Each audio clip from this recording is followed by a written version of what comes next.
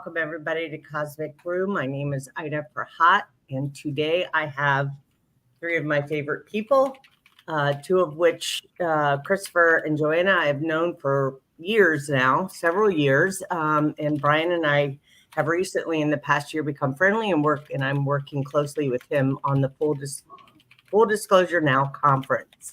Today's topic is about how we navigate our emotional body or through being deceived. And I'm not going to go too deep into this. I really would like first, Chris, if you could tell the audience a little bit about who you are and the work that you do, and then we'll move to Joanna Michaels and then thank you all for coming on. Yes. Thank you for having us both on. We're the founders of the Lifting, lifting.net. There you can see in our crawl there. And what we've been doing for the past several years is in my sessions, I remove attachments, remove demonic possessions, curses, things of that nature, find ways of not only providing home defense, but getting rid of any deceptive and negative entities, energies, and the like. We do our podcast as well. The Lifting has been at least over 180 episodes last year, even over 200 episodes I noticed recently. So, and that's the oldest of the franchise. You know, we do GIC, we do Conspiracy Sector, all those type of things as well. And we've been going strong for quite some time now, even if there's been some gaps in time in there. But yeah, this is the core of what we do is pretty much trying to root out what the truth of situations actually are. You know, whether or not people think they know a particular topic or they think they know a particular thing, we just kind of root it out and kind of more intuit it to more of the beyond what people believe a certain thing is, and we'll report on what we're actually seeing. People like if a particular subject or topic, like what they're seeing around it, what we've experienced, things of that nature, and also what we're called to actually talk about on the Lifting. We also do galactic history as well. That's why we have Galactic Interstellar Council to do stuff on galactic history as well, reports on that, what we know of surrounding that, some of the misnomers that people have gotten into versus also some of the truths that still hold. We still apply that within that area as well.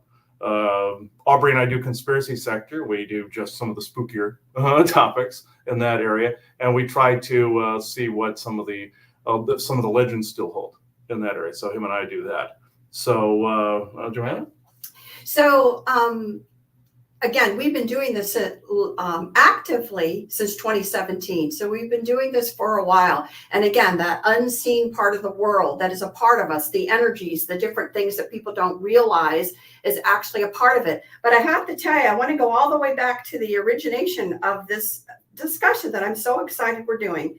So I actually posted something and I loved it. For those of you that don't know me, I don't post a lot. I don't respond a lot. I don't do a whole lot of anything, but I responded to this one because I thought this was such a topic that its time was due for us to start talking about openly. So the post was, being clairvoyant or claircognizant is actually uncomfortable when you pick up on someone lying to you, keeping things from you, judging you, etc. No one ever talks about navigating that. And I saw it and I was like, this is the perfect type of discussion that, we should be having. This was months ago. So this has now been months in the making for us to get it all together to actually have this conversation. So I really hope that everyone finds this conversation of value. It is multi-layered. It is not a simple conversation. So we'll do our best to kind of break down a lot of things for people to consider and an overall viewpoint that we have about this subject. So really happy we're getting together to do this. I'm so glad to have you both on, Joanna and Michael, Joanna and Christopher, and Brian. I'm happy to have this discussion. I think it's definitely something that will open, I know with coming from your expertise, both of you, and the type of work that Chris does, and I know I've had my own experiences with this, and Brian is a pretty sharp man. I know that he's able to pierce through the veil and notice when something doesn't feel right, and feeling, navigating that. So, Brian, you want to introduce yourself, please? Yeah, no, I'd love to. Thank you. Well, most people in the community know me most recently from the 24 and now 2025 Full Disclosure Now conferences. And I've been an organizer advocate since 2003, mostly first in the medical field, working with medical doctors to do medical advocacy and reverse medical denials or stop hospitals from being shut down after being defunded, and a lot of government policies and things like that. And within the last about 2.5 years or so, I was saying something just came on automatically. Within the last 2.5 years or so, I have fully embraced the Full Disclosure Now movement.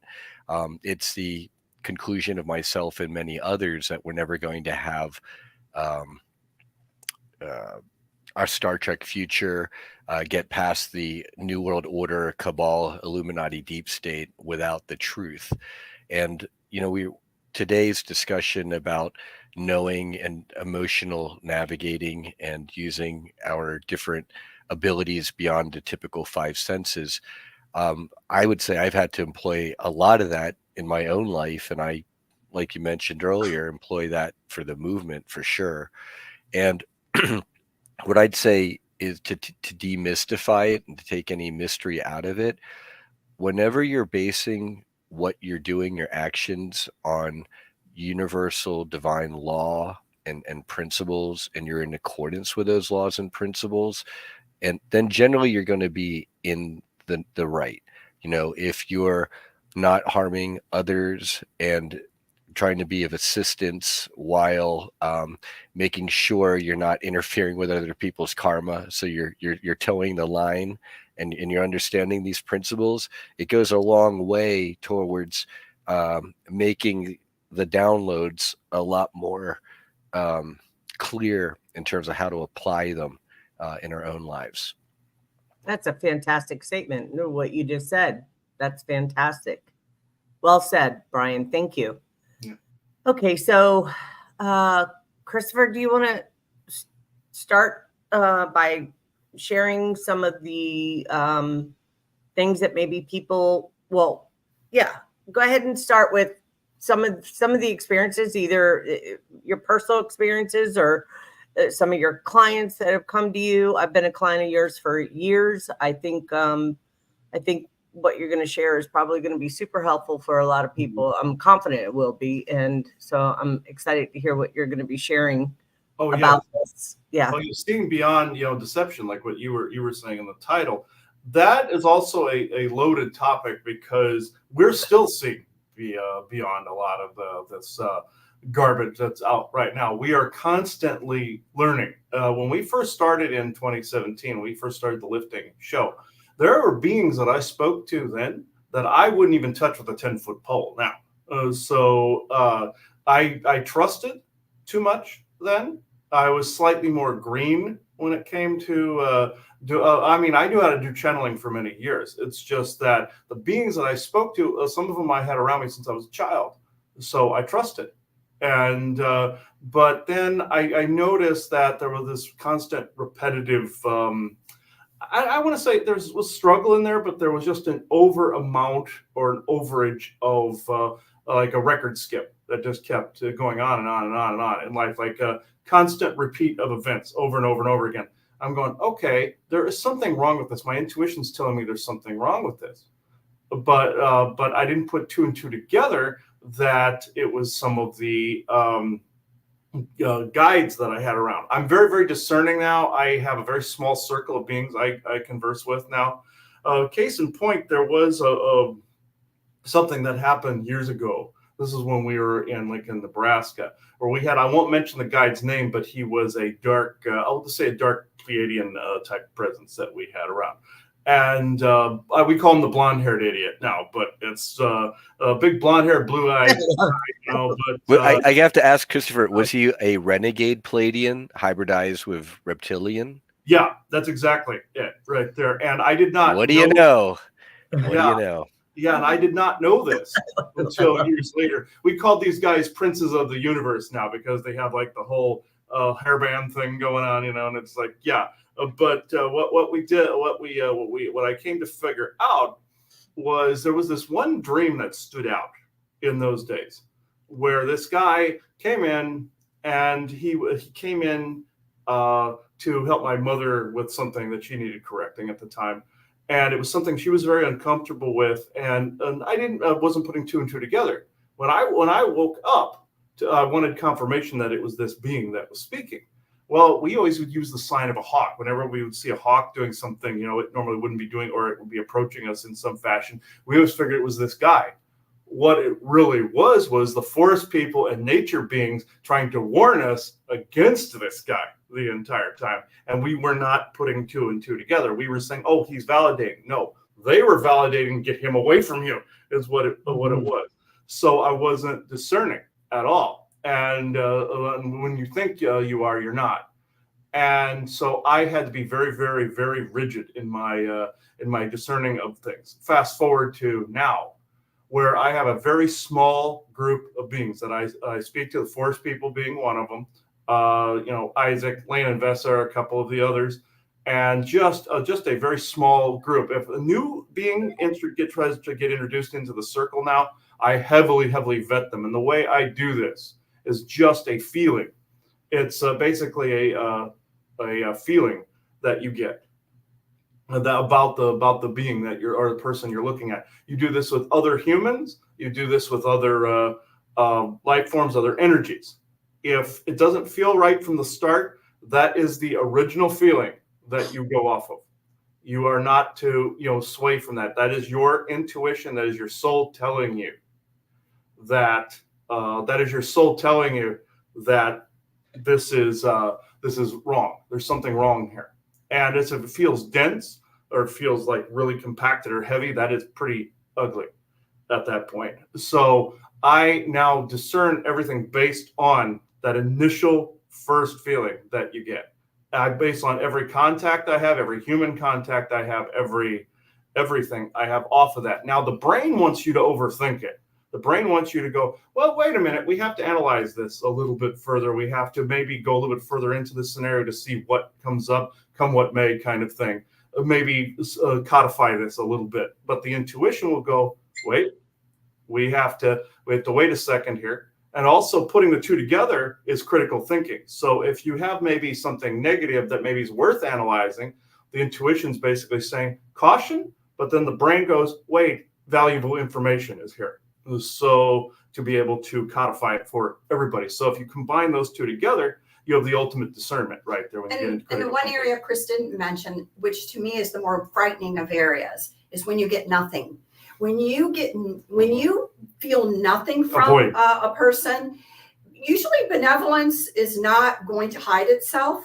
So when you feel nothing, and someone has the skill level to be able to have you feel nothing from them, that is like red flag galore. So just to make sure that people understand that, you could feel something, okay, you're drawn to it. You could feel something a little bit repelling, but you may investigate it still because of your learning.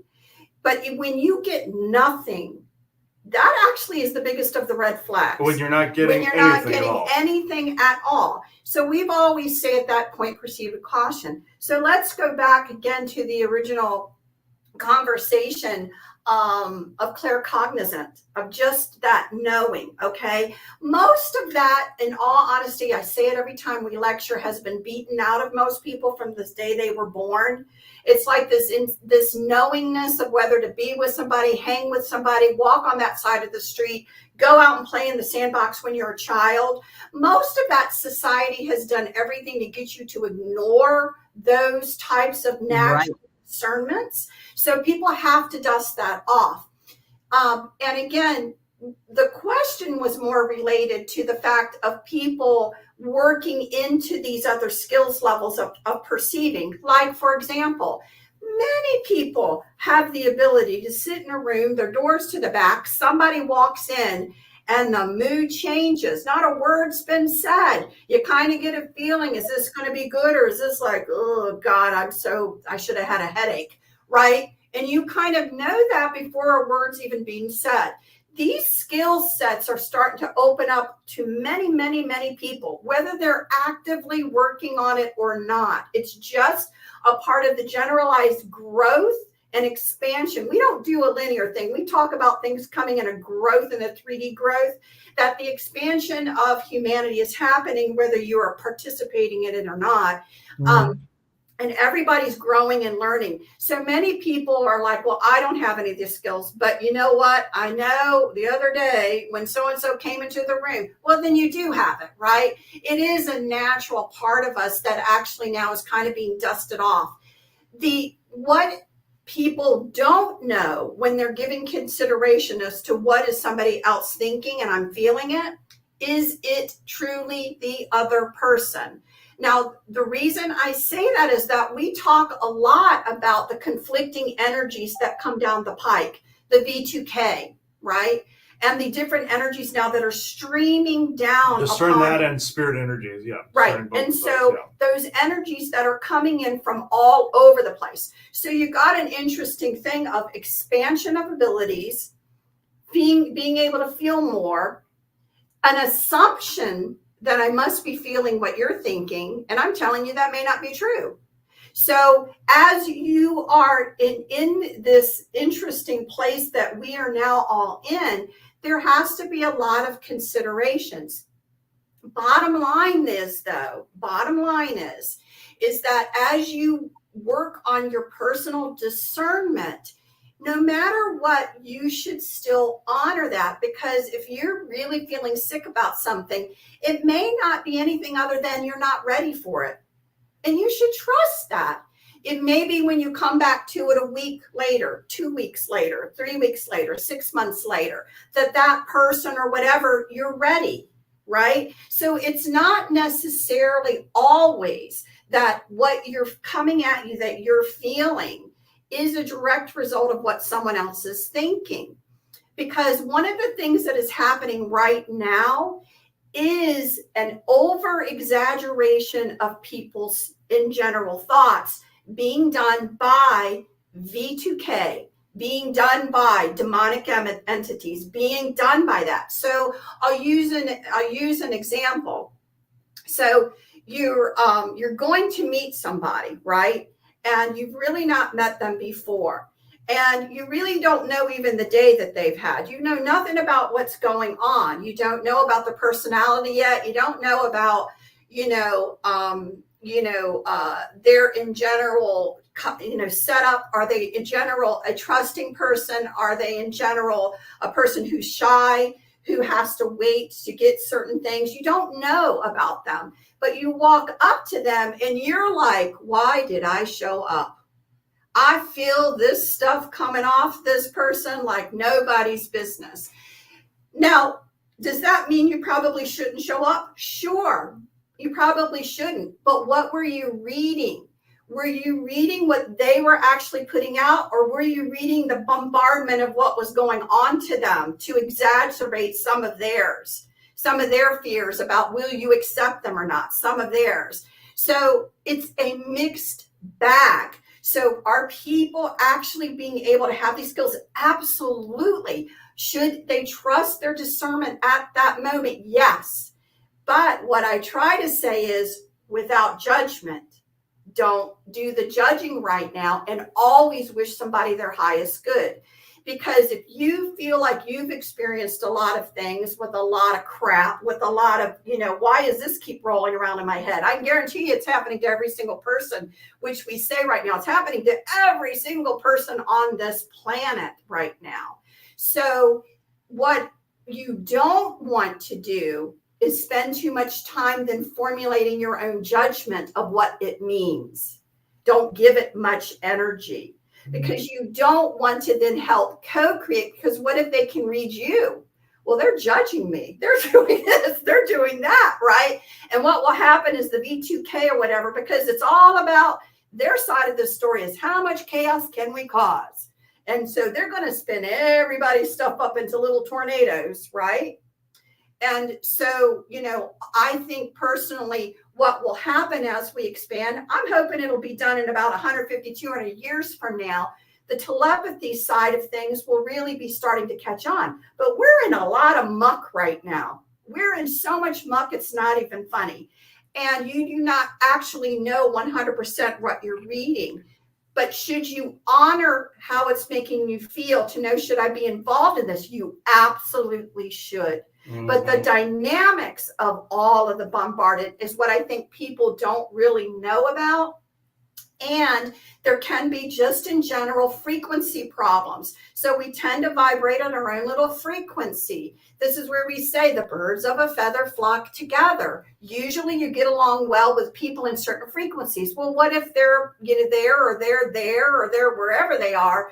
You may just be picking that up. But does it always mean that they're bad? No, they're just doing their own stuff. They're in their lane. So I think part of some of these dynamics are spending too much time, giving too much energy to the encounter, because it's kind of almost wasting your time a little bit. But what you need to do is, of course, is work on your own skills, work on your discernment, work on whatever.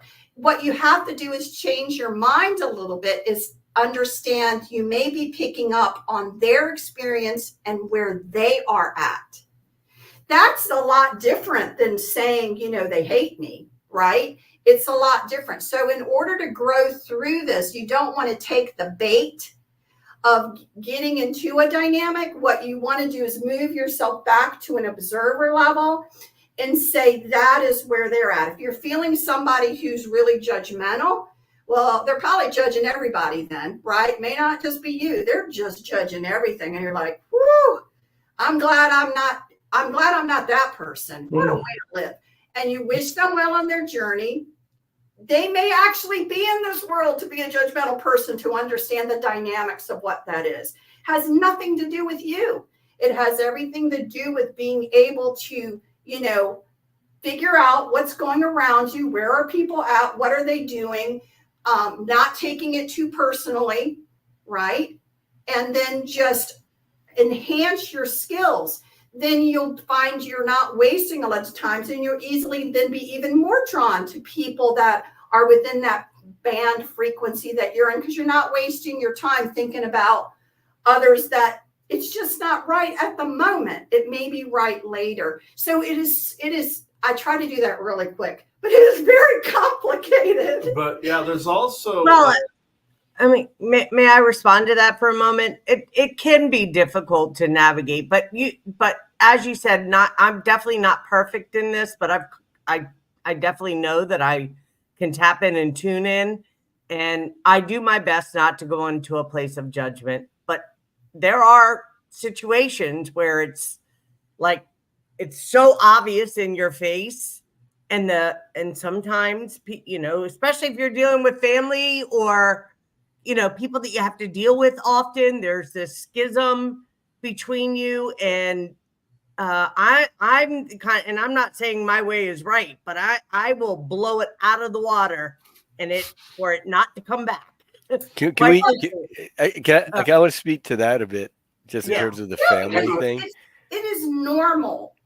Again, you're not guaranteed that your family are in the same frequency as you. You're not guaranteed that. Actually, if anyone, especially your family, are not going to see you. You're never a prophet in your hometown. Yeah, right. And that's so right, Brian. the thing is, again, you have to decide. Now, I can speak to myself personally. I can speak to this personally because I have zero relationship with my own mother, and I mean zero. And it finally came to a point. Now, do I wish her bad? No. We are obviously here to experience different things. And I think maybe me walking away and deciding that, what, we have to do this, is giving more information to her on the consequences of, I believe, a life choice of what she wanted to experience. So sometimes you do have to, say, what, this is really enough. it's never, there's so much that occurs, and it doesn't matter. There's so much that would still occur, because if you're at a frequency clash, you are at a frequency clash. It's just the way The it splitting is. of the densities, I call this, whereas you become so much of a rub to the other person, it's inevitable that you go. Well, Now- that's what I meant. It's And like, because right.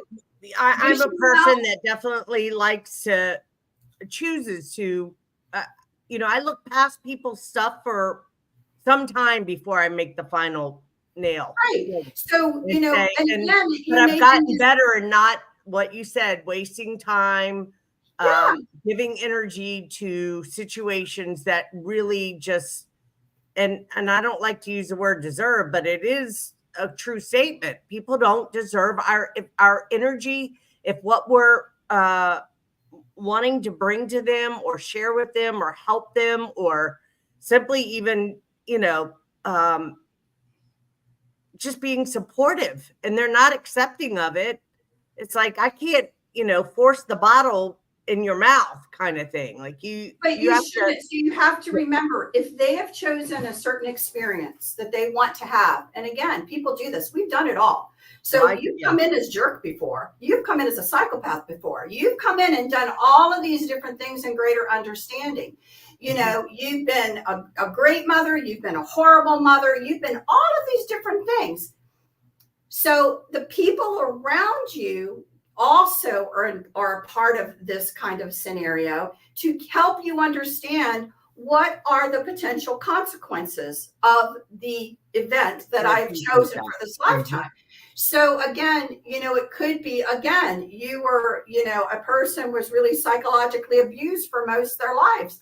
Well, I would hope there would become a moment that some of the people that were abused have the strength to say, I do not need to be tied to this anymore, and I can walk away from it. I don't have to play in that sandbox anymore. I'm not, some of these, like the 10 Commandments, honor thy mother and father. Well, if they're honorable, they left the last part out. Well, that's right. Actually, I think it says there in the Bible later on too. It also says, fathers, don't abuse your authority and belittle your children overly much, and mothers, don't overly mother and like give your children the proper freedom so that they don't become murmurers or whatever. Yeah, that sort of thing. Right. Exactly. So you have to understand, in the tapestry of all of us being together and learning and growing, it's if I were coming in to be the biggest jerk in the world, I guarantee you I would get an A++, because I think that's just a part of me. I'm going to give it my all. And so I would think that for me to understand the flip side, not of what I can do to be a jerk, but the consequences of me being a jerk, would be that a lot of people would walk away from me and have nothing to do with me. And I mean, even in the depths of my direness, that they would have nothing to do with me, because I earned it. I earned that as the flip side of the understanding. So people get, again, I always am like, if you could see our experiences as a little bit bigger picture, then what you understand is that you'll run into situations where you may or may not walk away from somebody. You could be drawn to be with somebody, not, because you feel that you are meant to be there as their support, as they're trying to heal through something. But it may be ugly during that time, or you may know and really instinctually know, I got to save myself from this, because if not, I think I'm going to now go off track of what I maybe came in to do. We're all individuals. Yes, we're all born through a mother. And in general, there's usually some family dynamics. But are you guaranteed that, there isn't supposed to be some strife and knowledge and growing and movement? Of course there is going to be in families, because that's where you get a lot of it anyway, is through the family and the family dynamics, and then out, of course, in the outside world. So I would hope that, people would come to an understanding, is what I potentially sometimes am seeing. There was a falsehood that it's always a mirror. It's not always a mirror. You're just looking at a jerk. You know what I mean? And so somehow you need to reflect and somehow fix something in you because you have a jerk around you. What you need to do potentially is walk away. So Yep. it's not always that. That's kind of one of those things that got out there that was more propaganda, not for the good of people. That's that love and light, airy fairy, new agey Well, yeah, like shite. to Like, you turn can't, that. don't be judgmental. Don't Yeah. call the narcissist out for being a narcissist. Heaven forbid, because now you're being judgmental and you're throwing shadow around, and don't do that. No, because it will hurt. I will tell you this, and again, in my own experience, once I finally saw things clearly, and once she knew I saw things clearly, the war began. It was unbelievable. You know what I mean? Because sometimes if people who are trying to hide in the shadows and do their work are seen and they know you now know, it is war, and you don't need to be a part of that. It can be, let them have their own private war. I don't care. It's like, say whatever you want, just say it to everyone else. And I'm not going to let you say it to my face anymore. I don't, you know what I mean? I don't care. So these types of things happen. However, you have all kinds of shades of this, from the worst of it, which led me to what I've had to do, to a little bit in between, to just not being completely in sync with your thoughts, to having slight, disagreements. And do I believe in this or do I believe in that? And you have to make decisions on the relationship you're in. Are you going to say, you know what? There's so much good here in this part of the relationship, and they don't want to go where I am over here. Do I just want to nurture this, and when I have my moments with them, just be with them with this, because it brings joy to them, it brings joy to me. What people tend to do right now is they want to be 1000% in sync with everybody. It's not happening that way. What you want to do is find where you can be in sync and nurture that. You agree to disagree. Yeah. And agree. That's what a natural unity is all about, to be able to bring people and to bring family members where you may do nothing but talk about, the beach, the sunshine, how lucky you are to have this seafood, share a meal like that together. Not another subject comes up, if you can do that, and those moments then that you have with them are good and healthy, and you feel goodness and everyone feels a connection, that's worth it too. Where people tend to get off is just it's got to be all or nothing. Well, I find this very interesting what you're talking about right now. I was on the phone with a family member yesterday, and we were discussing North Carolina and some of the things that, this horrible atrocity that's taken place. And I had mentioned that our government is very much involved in steering the hurricane and creating, it's like a calling of humanity. And she was absolutely not wanting to hear it. And I said, okay, all right, we don't need to talk. And then I went to say something else, like, you don't, because I was going to bring up the Hawaii incident with all the energy weapons and the, land grabbing and da-da-da-da. And she was like, there you go. See, you said you weren't going to talk about it, and you brought it back up and da-da-da-da. And anyways, we ended up getting off the phone. But I just noticed that there was a time when I had to walk away from this particular person in my family who I love very much for some time, to go through my own healing and really processing from being gaslit by my family, and also realizing my part in wanting to be, I was so adamant to be heard and for them to freaking wake up. And I've dealt with my own consequence from that. And I have finally got to a point where it's not my business to wake anybody up. It's their business to do their own when they're ready and when they choose it, when they decide that this is, I'm going to make it something important to me to be able to do research, find out, or have their own spiritual awakening. I had a full-blown Kundalini activation. I didn't have a choice. It was in my face in every way. And they might come back to you too. I'm sorry? And when the time is right, after they've been beating themselves on the spiritual karmic lesson tree all the way down, and they face plant, then they can come to you and say, okay, Ida, teach me, how did you know not to do X, Y, and Z when all of society was forcing us to? And how did you know they were actually using this satellite system to geoengineer the storms that just trashed my home? How did you know? And they'll maybe it takes them going through all of these spiritual lessons and the hard way to come to you and have that Jamesian experience of realizing that they've been doing it wrong the whole time, and maybe they can learn from someone who's perhaps been doing it a bit better. Yeah. And Thanks, Brian. know, Yes, yeah, I mean that goes for all of us. I think so many of us have struggled with. Yeah, so the exact same thing happened to me yesterday. So I had a conversation with somebody, and I want to share from my experience, how do you give just a little bit of information and then let it go? So what happened is that my father and stepmother live in Newport Richey, Florida, which is right above Tampa. There, he's in his 80s, and he today family is taking him somewhere to be safe, because they would not do well being there by themselves. They have the need for electricity for medical reasons and stuff, and they need to be moved for the potential.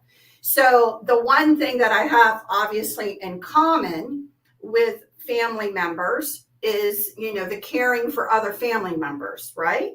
So that's a common thing, obviously, that you can talk about and everything. So the conversation came up, and it started. My other family was like, "Do you know about this?" And I'm like, "I do know about this. I've been watching it too, and this is now what's going on with Dad." And I'm like, "That's really great. I'm glad to hear about this."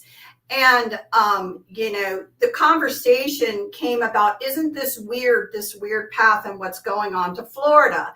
So there was a curiosity that kind of was there. And my sister and I, who this happens to be a sister, we were talking, and we've been in hurricane zones all our lives, okay? And we were talking, and I said, I know you've been looking on the internet or whatever. Have you noticed anything about some of the conspiracies that are out there about, there may be a reason what they're going to do in North Carolina? Some of that land, apparently what's in the land is very valuable. There's a lot of conspiracy stuff going on. Yeah, I've seen some of that. I said, but Judy, what really gets me? Oh, sorry. You're going to have to bleep that. They can't. It's live. Oh, sorry. So sorry about that. So what you're going to It's okay. No one in the viewership really cares. Yeah. So they're not going to go track her down. I don't think so. What I really, in all of my life, I have never seen that makes me go hum is, when does a weather pattern go from due west to due east? I have never seen it in all of my entire life. I've never seen anything like that. And I said, that's what this one they're projecting to do. And I said, have you ever seen that? I have no memory of this. And we're not young chickens. And she's like, I never have seen anything like this, what they're forecasting. And I said, so, it makes you go hum, because there are also people that talk about things like, can the weather be manipulated? Can hurricanes be steered? Are these things possibly? And I have to tell you, this one makes me go hum, because, and so that was it. That was the conversation that was done in a way to not be threatening, to not just like, isn't this the weirdest thing you've ever seen? That's called the Socratic method. And us organizers, we call it the Columbo method. Because the Columbo method. Yeah, because of Peter Falk, as Columbo, as he's just walking out the door, he'd say to the murderer, without saying, I know you did it, you're the murderer, confess. It's like, well, I know you said you went golfing the day your wife disappeared, but it seems you're missing your driver, blah, blah, blah. We found it over here. And like the person breaks down and confesses. And he does the whole one more thing. He goes, oh, I got one more. Just one more. I just don't get it. This one thing I just don't get. Yeah. And the thing about what we were talking about earlier, like with our family members, especially who they know us so well, and they're waiting for that tripwire to just either get jiggled. They're waiting the best of anybody, of course, because of lifelong practice. The closer you hit the contradiction on the head with anyone who's in contradiction, the bigger the landmine explosion's going to be. Like, that's how you know you're hitting the truth, that they're, or at least a version distorted reality that they're triggered by. I just think that people have such a difficult, whether it's family or not, and I've gone back and forth with my I mean, it's been a few years because I had stopped talking to a few for a while because of some of my own stuff that I was going through, and I went through a serious dark night of the soul, or a part of my dark night of the soul, a part of my own becoming aware and becoming self conscious and aware of my own, the words that I say and how I behave around certain, especially family members. We get easily, or at least I get easily triggered, or used to, not so much anymore, because I did a lot of work around that. But you were talking about being able to have conversations just about, light conversations on whatever. And I've just gotten to a point, Joanna, that I'm okay with having the light conversations, but I also am not going to, things that are important to me. And if I can't have those kinds of conversations with my family, we don't have to agree with everything, but it always becomes this big emotional, triggering experience, not for me, for the person I'm talking, like melodramatic kind of thing. And, the what's happening has been so heavy on my heart, just thinking about, because we were warned about this years ago, and people talked about these kinds of scenarios that would be taking place, and then nothing happened, and now it's like it's time to rise to the occasion. People, this is the time for us to stand up as a humanity and come together and be supportive and help however we can. And then there's the flip side of that there's this, I don't know if you want to call it righteous anger or what, but the frustration knowing that there are these freaking idiots that have the ability to completely displace and kill so many lives, so many people. Can I speak to that? Because absolutely. we have power to affect that change, and we were talking about that a bit before we went on air here. But it's not necessarily power at just the individual level, as we power at the collective level. Yes. And then that's where the organizing such along principles comes into play, because now you're organizing people to shared principles, and then you can weed out the disagreements based on principles, versus we all have to get together and work together no matter what, even if we don't agree on principles, which is always a mess. And we've had lots of experiences there. When you try to force a unity, it never works. That's why this current strategy of trying to force inclusivity and everything will never work, because it has to be organic. It has to be, and I was talking about this with Bjorn not too long ago, where he said, yeah, we can be in unity, but we also tend to gravitate to whom we wish to gravitate around, who we're comfortable around. That's still unity. It doesn't mean that you are bigoted towards another group. It means that you are still, even in your tighter circle, deeper roots, you are still, still unified. You would still agree to disagree with someone else. Even if you're not comfortable around them, it doesn't mean you have to invite people to dinner. It just means that you're just not hurting one another. So it's where you're starting. And we had this discussion a couple days ago, in fact, when we were doing a GIC episode. So, I run into this all the time with the friction of energies constantly. And I've been definitely tested within the past couple of months with not only coming full circle with a lot of my own history. I went back to Nebraska not too long ago for about a week and a half. And so around old friends, some things the friendships got stronger. Well, when I was there in Lincoln, it was like I was a stranger in a foreign land. It's like I was here since age 11, even further back, where a lot of my part of my family came from. And I'm looking around going, I don't recognize this place. It's that my energy had changed so drastically since I'd been gone. I was like, okay, there's part of me that the part of me that remembered it fit in there. The part of me that had changed did not.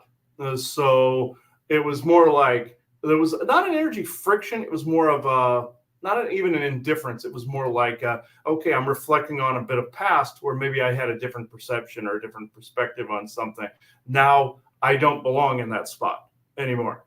Us going to Virginia Beach was also a good example because I went to Arizona thinking, okay, I had maybe something to resolve there, thinking I had something, maybe I'll just give it another shot. Maybe I wasn't giving Arizona a chance. No, it was part of my own soul's history, but it was not part of this avatar's current history. And that's part of discerning as well, discerning the energies. You might have a place called to you that you once called home. Is it home now? Probably not. Or if it is, there's something still familiar about it and still something the soul wants another avatar to experience there, or the oversoul does.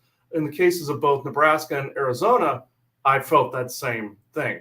Coming here, it felt like going away from here and going to Nebraska and coming back felt like this was where I'm supposed to be currently.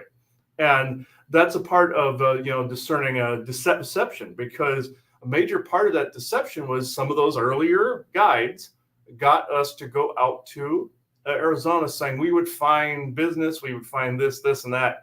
It's a laundry list of lies.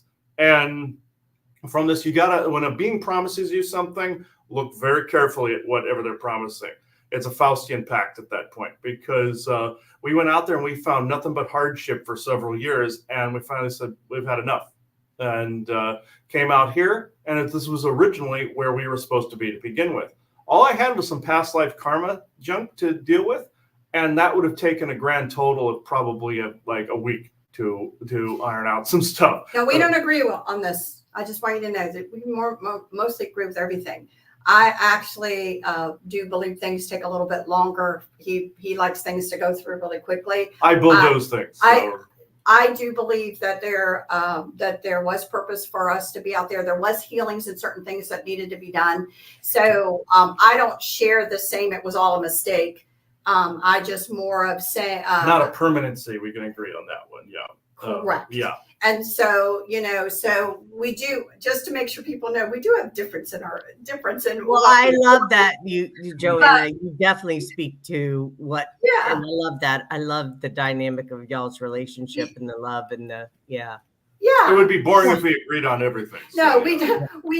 Yeah. But again, but it just goes to say that, as people go through their journeys in life and their struggles and the different things, it is such a tapestry. I can't reiterate that enough, of different layers of, you're doing so much at one time. You're healing from the past. You're trying to create a future vision of what you want, that you feel that are supposed to be present for the next generation to take the torch. Yes. There's so many things that are going on, but it is, as far as personally goes, just to go back exactly to what you were saying about yourself personally, that having the strong need to be able to connect with people that are more in your frequency to be able to develop, which may come and feel more like a family than your family.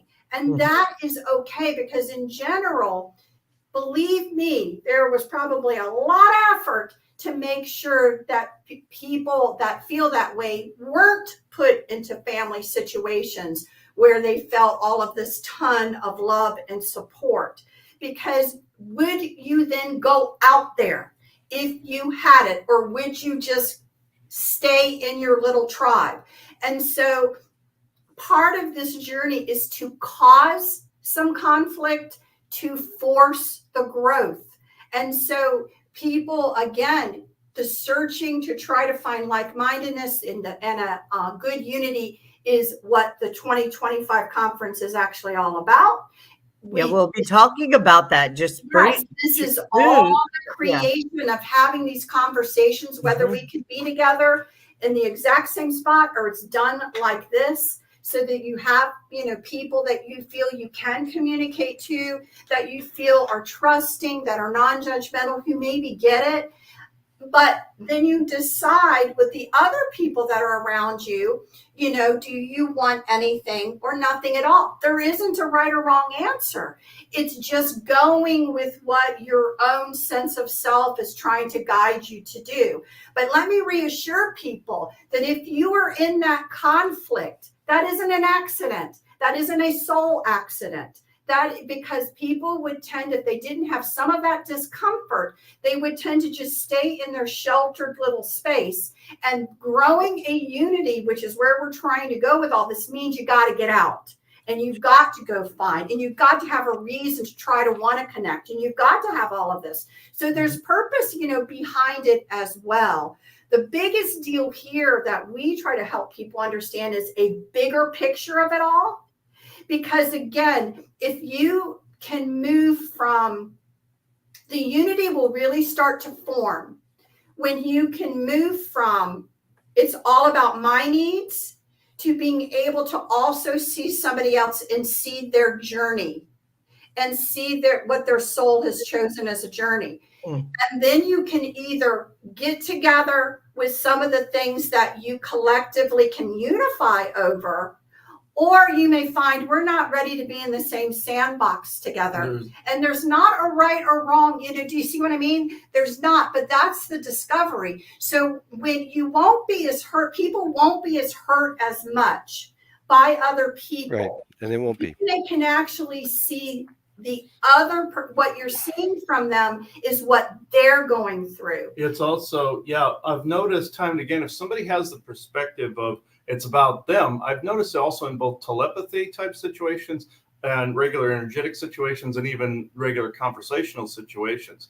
Anything you say, they will think that it's about them. In telepathy, it's even trickier. In energetics, where if you go into it in a bad mood and you start talking to a particular being, they're going to think you're lambasting them with that energy.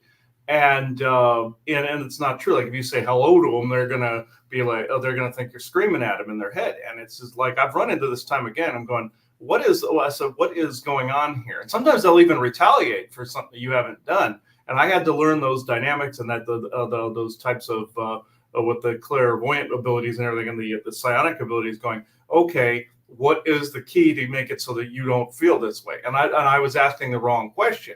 I basically said, no, that's your deal because it's not actually about you.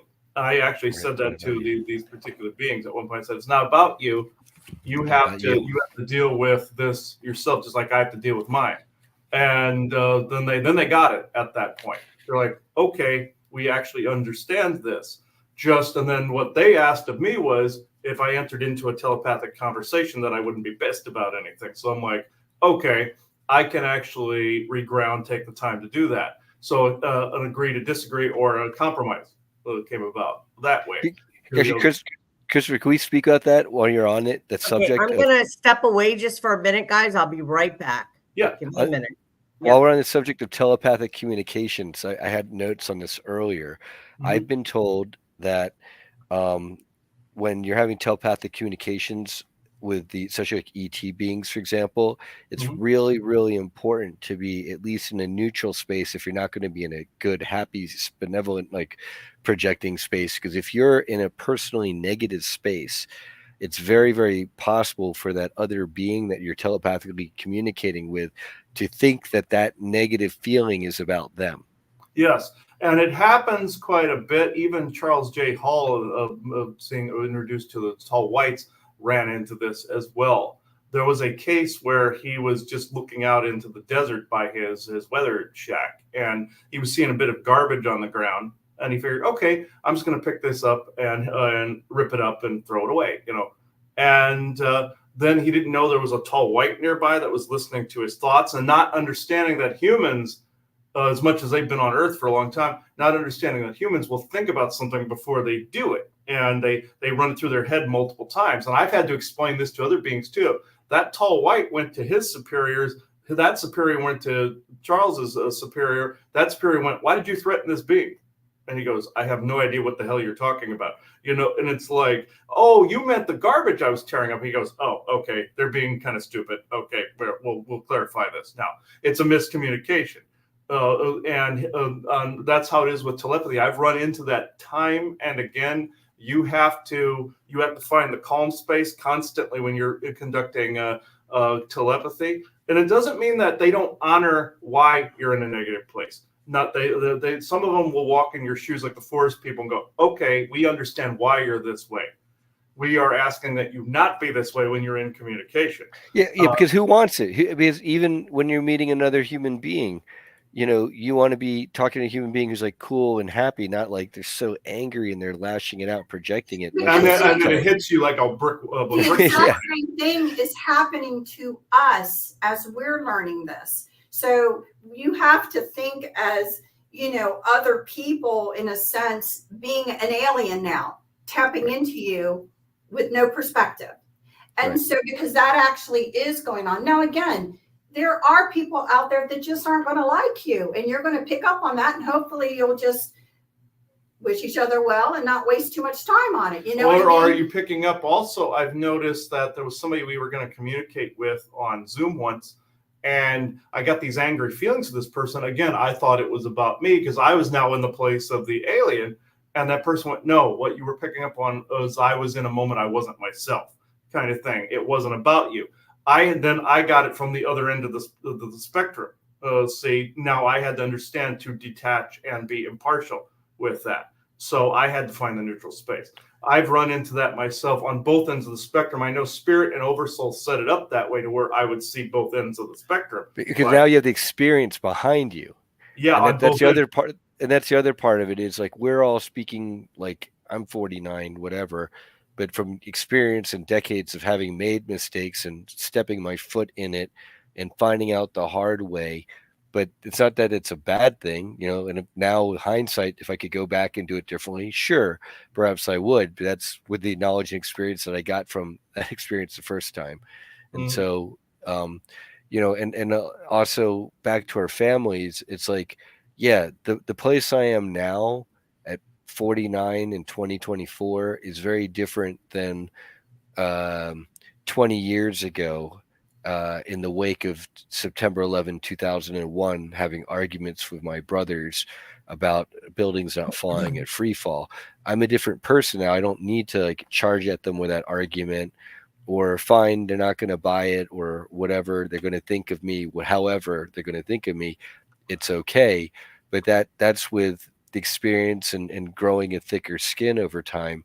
And that I think that was an organic part of all of our experiences. So that is something that, we've been saying a lot lately, and you've heard us say it before, finding that neutral place.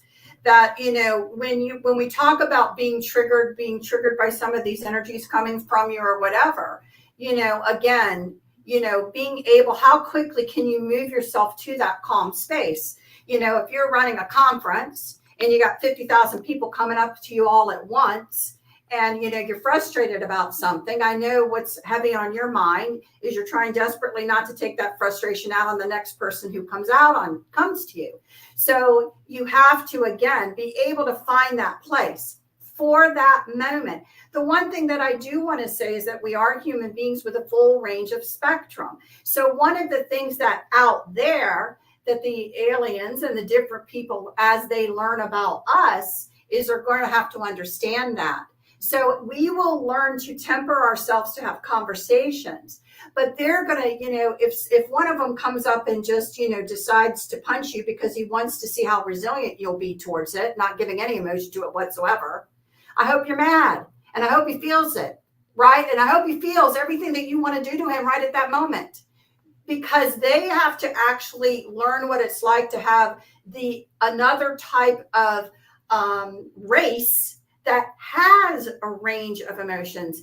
And so the goal is to not give that up. The goal is not to take that from our genome. To keep balance, yeah. But to keep balance and to know where am I and how do I apply it and where do I go in what situation. And there was also a great Star Trek Voyager example where they come across a species that's very telepathically sensitive and can't stand negative emotions. So they try to, any alien that shows up there, they see it as a crime if they're exhibiting negativity, and they try to take those negative engrams from them, at which they figured out at the end that wasn't the right thing to do. But the very in this conversation, I've run across this very thing. I've been that too, where I've been around different energies going, wait a minute, hey, don't exhibit that because you're hurting me. I didn't realize I was acting exactly like some of these ETs did. So I'm going, okay, I can't do that. I have to be able to exhibit this full spectrum of emotions just like they do and still be able to conduct the telepathy and not be so sensitive to that entire thing, entire set of energy dynamics, energy spectrum. I always say, and Isaac always made fun of me for this. When I gear up, when I have all my stuff on and stuff, and I go through like Walmart or something, he goes, "You do realize you're that same type of personality of the person that's driving by themselves with a mask on, right?" So he pulls that one on me. So it's like, I was like, no, I don't want to be that. I won't be that person that I feel I have to put all the protection on except myself, and go into a store to see if I can actually keep, practice what I preach and say this isn't going to affect me. I've done both. Wait, Christopher, are you saying this because like you're super empathic and you'll go into public places and you pick up energy? Yes, that's exactly how it is. And I always, this is also why I'm wearing this. This is against V2K. This is one of those EMF hats and everything. When I go to Walmart, I'll basically put this bubble around me so I don't pick up on what. Oh yeah, well, absolutely. Well, when you're in a Walmart, I guess that's saying I subconsciously do that. I don't even need to think about it. I just do always that tell people, automatically. if you want to test your shielding skills, if you want to test your energetic shielding skills, there is no better place on this planet than a Walmart to do it. Because that's like I said at the conference. Why would you even want to go there? It's because that reason right there. Where you're picking up on all the people, but the idea is being able to turn that dial down and be able to walk through that, do the thing, ground, do what you need to do, and then go home and then do your opening up and do whatever work you need to do. I even was recently in a haunted place in Lincoln, Nebraska. I was in Wyuka Cemetery. Aubrey and I were working on the Charles Starkweather murder mysteries and stuff like that while we were there. I thought I was so, high and mighty that I couldn't be harmed while walking into a haunted place. I'm like, no, I'm good. No, I ended up bringing a demon home with me. So it's like, so I'm like, nope, I have to check this. I have to check what was I doing? Was it just an ego response or was it an actual shielding? So I had to check that, so I constantly have to check and revet that all the time. Hi Winnie, you're a good girl. This is Minnie, and now that I have a human daughter, Auntie Minnie is how she insists to be called by because Jaden speaks to our dogs telepathically. That's worth a whole show in and of itself, and discernment, because a lot of things I would have thought were true about the dogs weren't. The one thing that I had been able to pick up is I'm able to tell which of the dogs are what we call first timers. They've never been a human before. Minnie, or Auntie Minnie here, is a first timer, and Bear is a first timer. The rest are not. Socks, for example, apparently she's been a witch. She says she's always been a witch. And other dogs say, yeah, well, you're going to be a dog for like many lifetimes now, because you're a bad witch. So I want to ask Chris something that's interesting that you just said that, Brian. And I didn't mean, I wasn't sorry if I interrupted, but why would a dog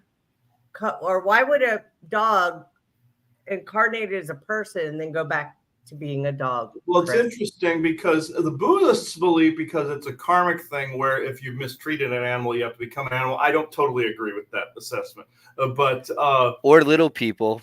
Yeah, because exactly. I was told Prince was a human. He's been with me many lifetimes, and I was told he was a human in one of his lifetimes, and he's now a dog again. Yeah. And I'm just curious. Oh yeah, and I've seen this where the oversoul wants the experience, or there is a concept called a timeout lifetime too, where sometimes the way that reflects is they become an animal that's just taken care of by loving humans, and they just have an easy life. I have actually seen that. And then there's others that come in as an abused animal to be able to end that particular evil that's going on. I've seen that as well. So I've seen a multitude of spectrum of even people that had the lifetime here, and as a human, animal, human, animal, human, animal. My mother and I used to believe they were two separate soul groups. They are not. They are one thing.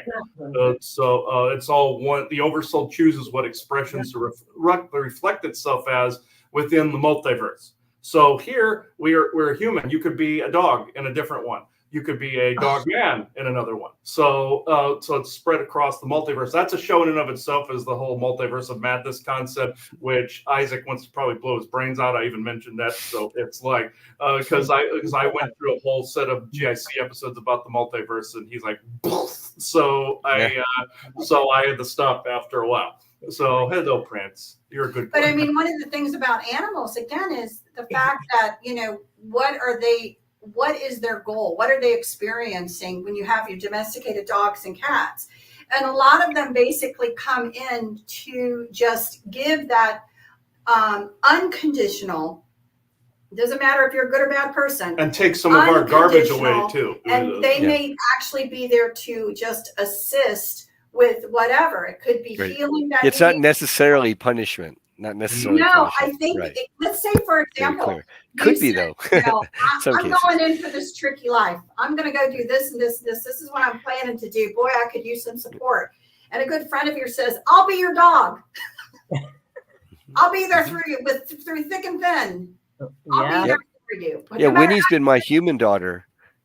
Winnie has been my daughter in past lives. That's what I'm saying. So what probably people will find is that some of the when you go back over is that some of these pets that have been in our lives, just like other human souls that you're sharing an avatar life with now, they've been around you and you guys have been hanging out for a long time.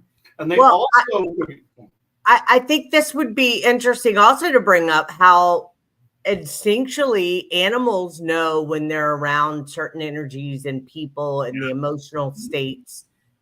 If your dog or cat reacts to somebody, you should listen to that, because it's absolutely that. And also, this is why people find this funny when I say this. The people at one time, somebody asked me as a Q&A, asked me, why do people look like, or their pets look like themselves? And I said, it's the energy. They're not only taking this on, they could be part of your soul grouping from the oversoul and taking on your energy shape as well, where you have from lifetime to lifetime, or incarnation to incarnation, you have an energy shape that drops down from that set of physics, from the omniverse where the oversouls are, to this one, and it carries the same shape here. They even showed this on a show called First Wave years ago, where the aliens were kind of omniversal, and they dropped into a human form, and they kept a certain form when they dropped into our form. That was a negative show, but that was a good example. In this, pets will also take on our ailments most of the time. That's one of the reasons that some of them have come in, is that unconditional love. And what happens is they will also start to take on our face shape. I've seen this time and again. People always laugh, hey, this dog looks like me. Yeah, how long has he been around you? Oh, his whole life. That's why. So I've seen that time and again. And it's a form of clairvoyance that they're doing. It's a form of transmuting that they're doing. I've seen them take on stuff from other dogs too. They do it to each other. And ones that had been human do it more to the ones that hadn't, and I've noticed this pattern time and again. And people always think, oh, this is silly. This is just a silly quirk that pops up. No, that is an energetic thing that is popping up. That's a soul thing that's popping up, and you're just noticing it.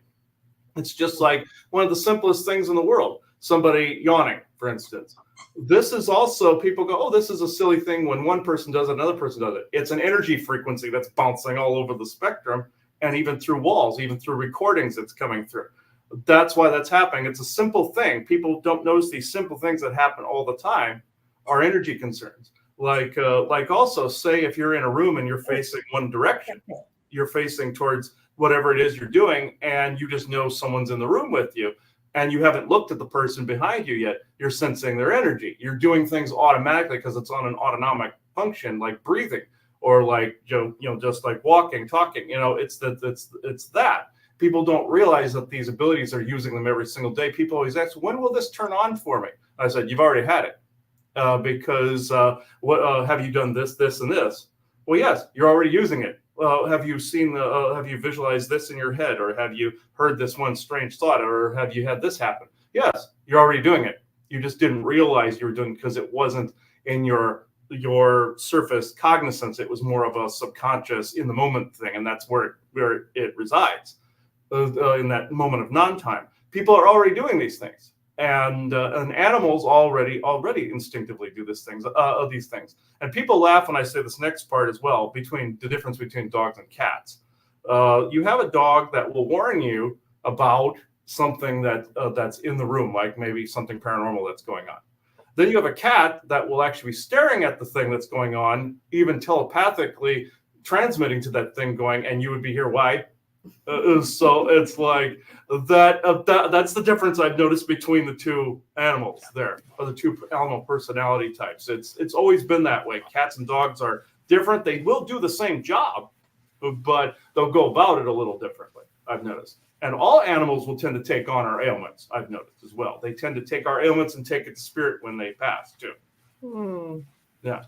Okay, can we, I love this dialogue, and maybe we can plan for having a show, maybe invite Jaden on, Brian, and we'll bring Chris and Joanna back and have a discussion on, because the animals are affected by the energies that we're all experiencing just the same way. And yeah.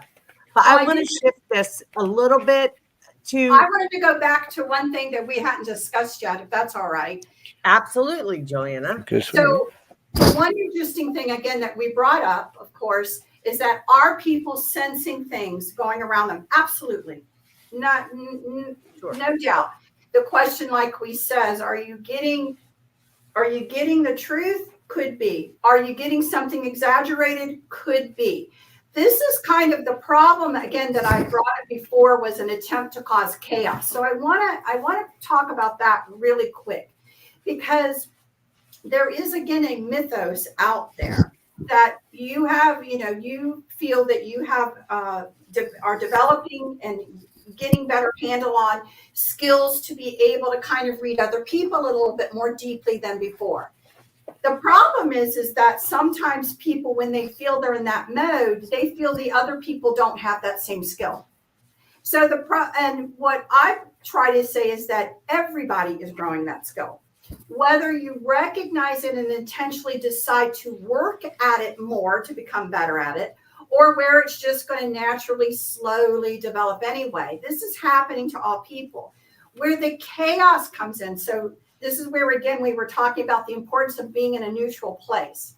So let's say that you're picking up on that. Let's say and again, it could be 100% correct. It could be enhanced by V2K and demonic entities. It could be whatever it is, but you're picking up on it. The question is, how are you now reacting? Because most people, when they feel that, they may not outwardly say anything, but what are you feeling on the inside when you're picking up on that? Because you could then be responding in a way that, your mind starts, you know what, they're just being a jerk. They just hate me. You know what, why did I even bother? And you are sitting there now having a conversation with somebody, but in your mind, what are now you starting to think about? This now starts potentially a chaos circle because of the fact that a lot of people believe that if you are not actively knowing you're psionic and have some skills, then you don't have them, which isn't true. So now you're the one now potentially rolling around in your head thoughts about this energy that you're coming with another person right there who may be picking up on what you're doing. And so it's a misnomer. So what you really have to start thinking about is, do I want to participate in chaos? So hopefully most people are going to be like, no. So what you have to do is, when that energy comes towards you, how quickly can you get yourself in neutral? Do you want to play this or not? And most of the time people actually don't. So you have to just kind of get yourself real quick, and it will potentially diffuse.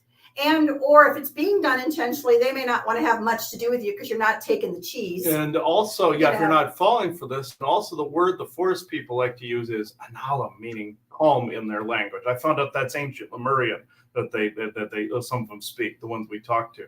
And anala means calm in their language, and they say it in a certain energetic reverb. It holds more in that vibration. So I always I try to use that word, and that ends up de-triggering some people that are around that are in that mode. That analem, you have to say it kind of like them in their vocal tone. They saying analem isn't enough. It's like analem, where it has that intention behind it. Like any spell, you have to mean it. Like in Harry Potter or Hogwarts Legacy, they always say, "Oh, you have to mean this spell. You have to mean this. You have to mean that. You have to actually have the intention behind it." So, yeah, Ida, you wanted to? No, I agree with you. I it's totally hard. agree. It gets very, very, very hard when all of this begins to occur. So again, when we talk about, well, how do you deal with it? Because that was, again, part of the conversation. How do you deal with it? Well, one is what we've tried to do so far is to give a bigger perspective of all of the different dynamics that are going on. Should you be your genuine, authentic self? The answer is yes. But let me ask you this, as part of being your genuine, authentic self, wanting to get involved in chaos? Some people love chaos. They love to get embroiled in these kinds of things. And it's just for life. I got my adrenaline pumping here and there and everywhere. But that, when you're saying, who am I? That should be one of the first questions you need to be asking yourself personally. Do I consider myself someone who thrives and gets a little excited, in kind of chaos? If you like to watch the Kardashians all the time, I'm going to say maybe you do, because that's what they're promoting, all this drama, right? All of this chaos.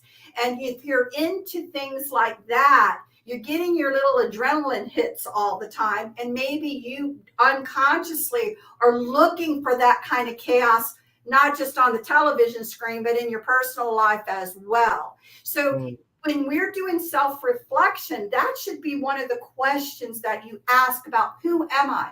There is no shame, blame, and guilt on whatever your answer is. You're here to experience what you're here to experience. But if your answer is no, I don't really want to. I really think I want something more of natural unity, peace, finding the areas where we can build bridges more in a calm way. And that's who I identify myself with, okay?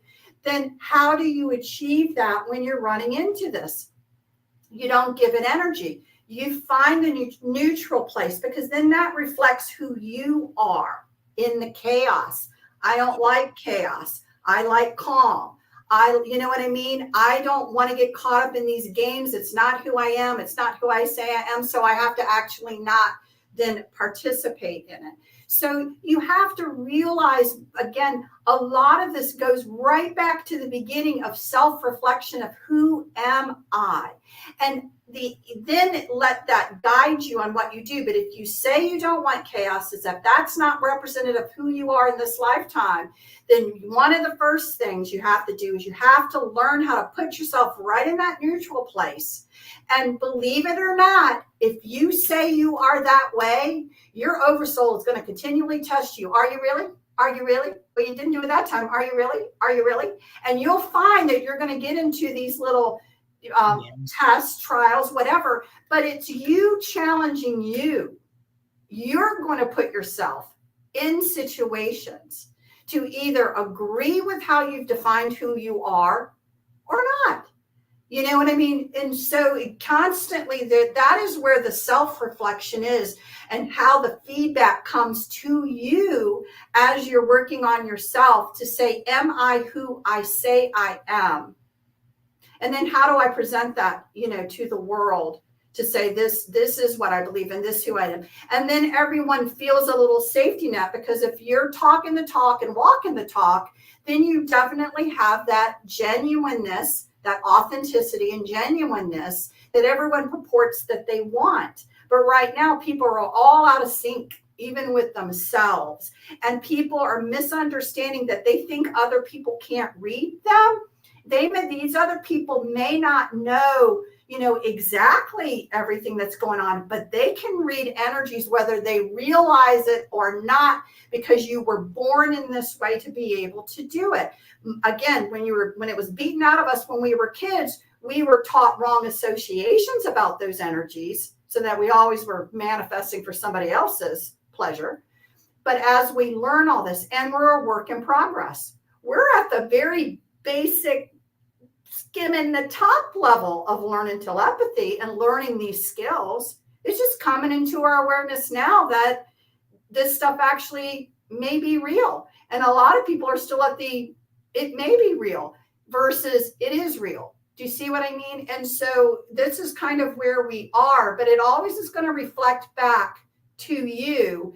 First, who am I? And what are my beliefs about other people and myself and a soul's journey? It always is going to come right around to that question. And then when you learn to respect yourself and the fact that you are flawed and you don't have it all perfected, you seem then to give more grace to other people. Yes. Just make decisions of whether or not this is going to be a good, helpful relationship. And sometimes some of that it's what you need, right? To bounce it off. And then sometimes you want to just kind of let it go. Not meant for me, maybe never, maybe just not now. And you go in grace and give yourself grace and give them grace. Sure. That was lovely, perfectly said, Joanna. Yes, thank you. And I absolutely agree with everything that you just said.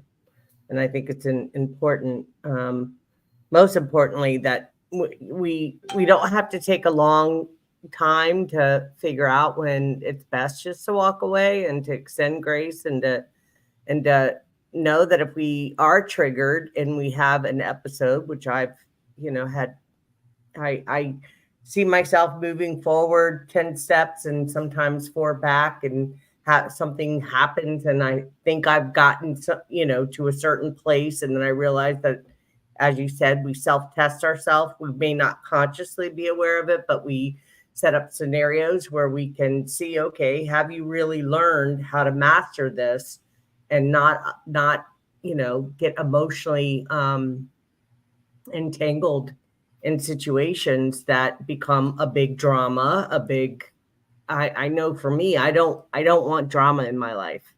And I used to just blow things out of, I would just combust them, right? Like it's, and I've gotten better with just really being conscious and aware, first off, of always my part in situations. And then also, because I remember you saying this to me not long ago about always thinking that you're doing something when maybe it's not you, it's the other person. And because I'm really hard on myself, I always think I'm supposed to be somewhere else I'm not, right? Or that I should be behaving a certain way.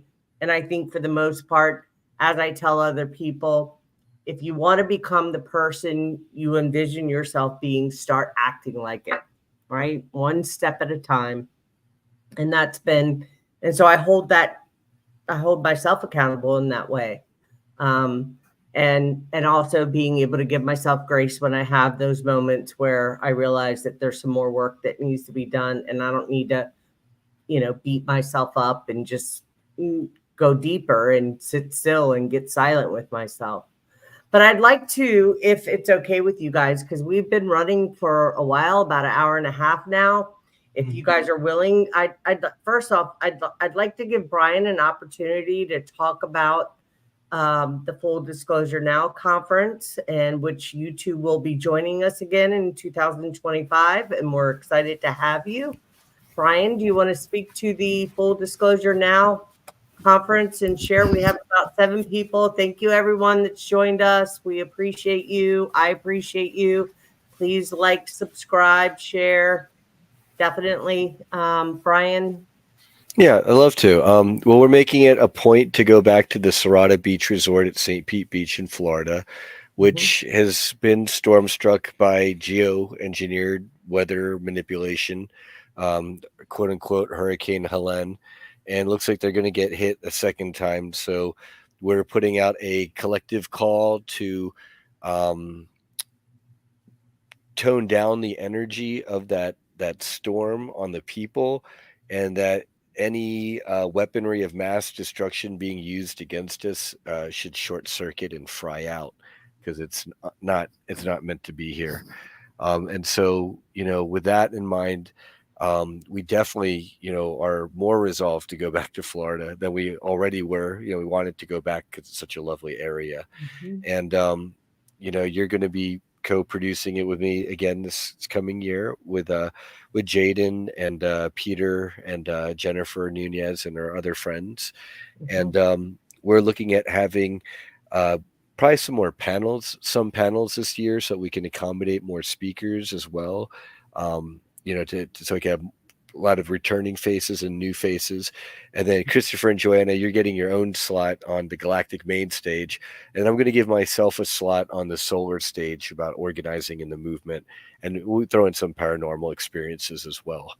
But we're already have the Super Soldier early bird tickets are on sale for singles and couples online, and you can also already book your rooms at the Serrata. Like I said, they did get hit by the storms. They got a lot of sand washed all over St. Pete, but luckily they didn't get hit nearly as bad as a lot of other places. Um, so they're doing a lot of cleanup of the mess, but I understand that they're still staying open to provide rooms to people who need places to stay in all the flooding, and they're staying at the Serrata. So I think that's wonderful of them. 100% support that. Yeah. And the in between now and next July 2025, we're also partnering up again with Day of Being Beach Weekend, except their beach weekend is now after the 4 days and nights of our conference, so that a lot of more of their people can stay or attend our conference ahead of time, and then we'll get to stay and relax and chill out at their beach weekend for free after our event. But uh, in between, we're going to be doing a lot of collaborations. I love sending the people who presented at our conference onto the shows of other people. And I love it when they link me up, because really that's where the movement's going for next year as well, is synergizing all of our other experience, that the different experiences Mhm. and pieces that we all bring to the movement, and then working together in combination, especially on the more hard cases, if you will, in our community. Maybe a person is particularly traumatized and their memories are very suppressed, and they're having a hard time with hypnotherapy or QHHT even. Well, fine, let's get 5 remote viewers, psychics, shamans, and healers all on the same target or patient with their consent and desire to be assisted, of course, and let's see where we go from there. I think that's fantastic, Brian. What you Yep. just, yeah. I mean, And also, costumes are mandatory, guys. No costumes, and you don't get to sit down. You can stand. I'm just kidding, but costumes are highly encouraged and beloved. I don't know are that I'll be serious in a event. costume, Brian. I know I'm your or one of your co-producers, but I don't know if I'm comfortable being in a. I'll have to That's find fine. one. I searched for one Yeah. for some time before last year and couldn't find And anything. then you bring comfortable shoes, and you'll be fine. Yeah. Okay. Yeah, Well, Joanna, I'll you probably be doing some other things, but I think yeah, this year's conference is going to be definitely double, potentially triple the amount of people we had last year. Oh yeah, And, it we have probably about fantastic- triple. We're Yeah, anticipating I'm sure. triple. Yes. And we have fantastic presenters, and we have some new ones coming on, which we're not going to be disclosing right now. I guess when Brian is ready to make that public, we will move forward. I'm trickling out in soft disclosure or semi, not full disclosure, bit by bit disclosure, who the presenters are going to be as they're locked in, and also, but I've got the list is pretty well fleshed out. It's more just making sure everyone's happy on the commitments and timing and all of that before I can go and say, here's the grand list. But there's some people where it's like they're already some of the big names and new names I'm able to announce, and there are a lot of people like Antonia Lau, for example, is one. She's been in the community for a while. She's done a lot of work. She's kind of like an Art Bell type, and I think she's an unsung person in her community, and she kind of fell off by her own admission, like backed off for like 10 years almost, it seems, and here she is back. it coming back for our event. And so people like that, I'm super honored. Yeah. We've got great presenters, those that have been on the circuit for a long time and those that are new. I mean, everybody's story matters for sure. We are encouraging that our presenters do announce on their shows, or if they have platforms, whatever platforms, about the full disclosure now. We really want to build our community or build the movement, and where people know that they have a place to come where they will be accepted without judgment, that they are supported, and that there are plenty of people with expertise, like, for instance, Christopher Jacobs, that can assist and help them in their process of healing and getting their, being able to make sense of what they have experienced, be it, my lab, super soldier, trauma-based mind control, the satanic ritual abuse that's taken place on this planet that has, wreaked havoc on so many people's lives, that they're becoming aware that they were a part of things that, may not be so comfortable to have to look at and take ownership of. So we welcome everybody to the Full Disclosure Now conference, and we hope that you join us, because it's going to be an amazing event, and there truly is so much. Ida, we welcome everyone with good intention. Well, there you go. That's right. Well, okay.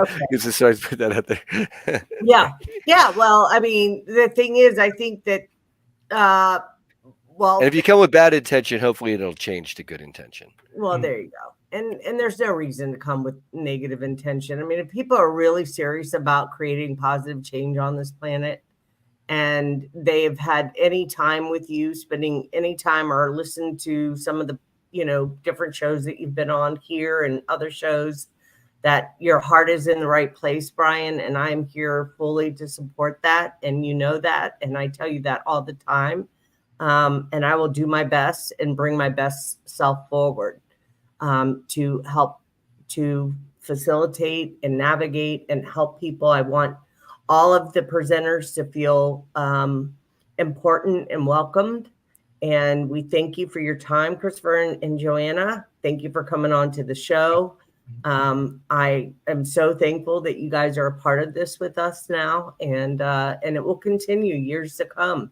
I mean, we're not in this to just have a conference or two. This is something that Brian and I definitely support behind him. When we initially started, we wanted to create a platform where people can come, share their stories, and also to build community and allow real change to take place. And it's not just by one person. It requires all of us to have real earnest intention for that. So, and I appreciate what you just said, Brian, because that's important. And yes, we want to attract people that are serious about creating positive change. We have to do it. That's really what it comes down to. The government's not doing it for us. The military is not our friend. I hate to say that. Everybody that, I mean, you can give your accolades and homage to, all the big military, whatever. No, they work for the corporations, guys. And I can get real deep about that. And I don't even want to go there. They're not here to help us. They're here to help the corporations. And that's so any white hat forces or elements in all that mess, we support you. Yeah. But overall, as institutions, it's like the FBI. How many people out there listening to this podcast, our friend, think the FBI is not covering up the child molesters, and they're not hiding the missing person statistics for a reason? Yeah. Exactly. Well, and I said to myself, don't bring it up, but I'm bringing it up. Look at the nonsense with P. Diddy. Let me just say this to everybody that's listening, and you may, I'm just going to say it. I know for sure that it is a common behavior for people. Number one, either they have high reptilian DNA, and don't misunderstand what I'm saying, because I have a lot of people that have reptilian DNA. I have family in it, and I have close friends that have high reptilian DNA, and they are not fucking monsters. Excuse my language. Yeah. They're not harming children. They're not doing all these. What I'm referring to is the group of reptilians that is their way of living. It's part of their nature to be vampiric, to rape, pillage, all the shit that's going on. They feed on that energy, and it's happening, and it's you have low level ones like your P Diddy's, and then you have ones that are high magicians that are draining humanity of our energy by buying into all their bullshit and not being discerning and not taking responsibility for yourself and not taking responsibility for your own health and well-being and the things that you buy and the where you put your money at and all of the stuff, the food, the water, the clothes. I mean, you can't even buy, the clothes that we wear, all of it. It's in everything. Yeah. And how do we make the changes is by coming together as a collective, those that are attracted to this type of movement and really want to create positive change and to be a part of something bigger than yourself and to collaborate and work with other people where we can, put our minds together and really make a difference on this planet. Because let me tell you, well, for instance, Brian just had his first child, a beautiful little girl. And I know she's a crystal child. I know she's completely awake and aware and gifted, super intelligent. And she deserves to have a world where she feels safe and that she can explore and that she can create and that she can feel safe in speaking what is true for her. And the only way we're going to do it is those adults, those of us that are aware to the extent that we are, because as much as I think I know I don't know everything, and I'm still learning and growing and expanding, but I want to be an example for the children that are coming after, the generations after us, to to at least start as you said, we just started, Joanne, with the gifts. I remember my first time using telepathy. It was beautiful, but it scared the hell out of somebody that was on the receiving end. And these gifts, the kids are already coming in with them. We need to be able to nurture that. I'm hoping Brian and I had discussed talking to Sherry how do you say her last name? Sherry Divband regarding the Aramis Academy. Yes. Just so everyone knows, Sherry Divband, her academy, literally, they got videos of like classrooms of kids, and then now some of those kids are growing up into young adults, where adults have undergone these courses too, where they're wearing face masks, like they're blind, and they're able to tell colors blind. They're able to ride around on bicycles blind. They're able to run around mazes blindfolded. It's wild. Yes, that's because their third eye is fully active and working. That's why they're able to do that. And we know that there's been plenty of studies, like for instance, children in China and different other countries. But think about how much America has been dumbed down and how we have really taken on the plethora. Not that there isn't chemtrails and all these things happening all over the planet, but America, even the food that we eat, like our diet, is worse than anywhere on the planet. Yeah, they have what was interesting was I read someone from Mexico one time, and they had come across the border, and they went to one of our restaurants, ate the exact same set of ingredients, and they were put in the hospital here. We went home, they were fine. This person looked at me and goes, "You guys complain about our water, but your food is deadly." Yeah. I just made and their water sucks too. But yeah, I said the same thing. Your water sucks. Yeah. I said that to the nurse too. Yeah. I mean, so really what it comes down to is like it's not going to happen overnight, but if we just take small steps, like coming to conferences like this where people are accessible. Chris will be there also you'll be offering readings. I'm taking it. Are you going to be offering readings, Chris?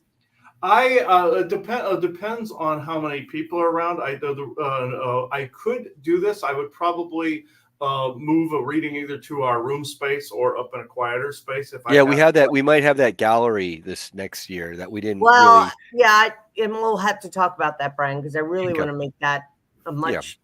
Yeah, we Yeah. can with proper signage, and when we have triple the people, it'll be much more of a thing, and Yeah. it'll be so. It's a growing thing, and yeah.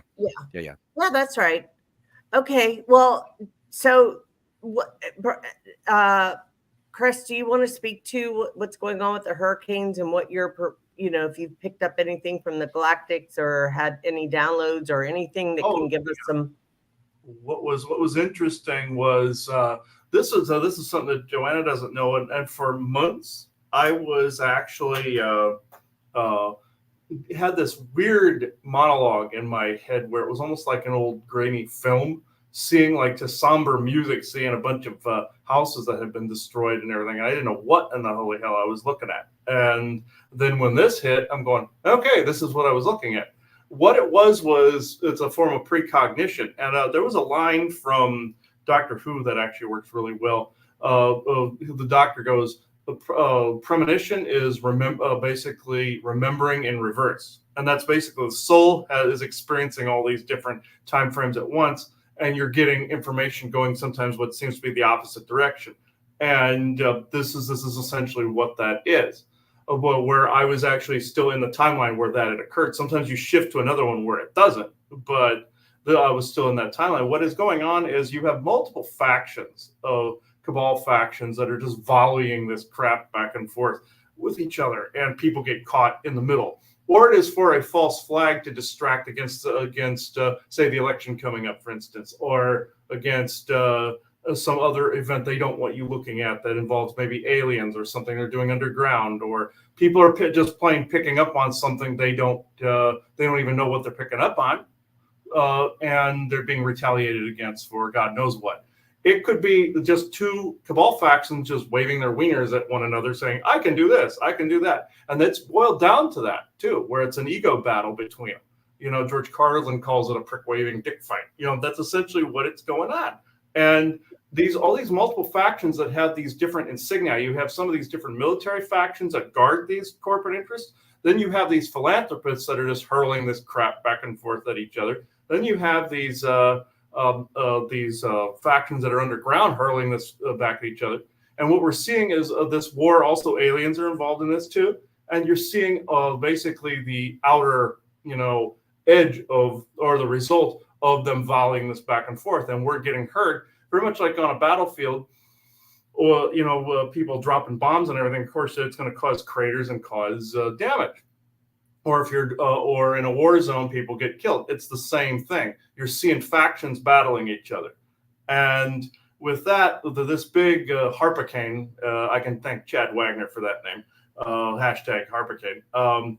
What happens is what they do with this device, they will set essentially a crosshairs over an area. And they'll either take an existing storm front or they'll seed clouds with this technology and guide it towards a particular area that may seem like it always had it, like Florida. It's always been ravaged by storms throughout history. But the thing of it is, though, they can use that as a cover, saying, oh, it's just a hurricane season.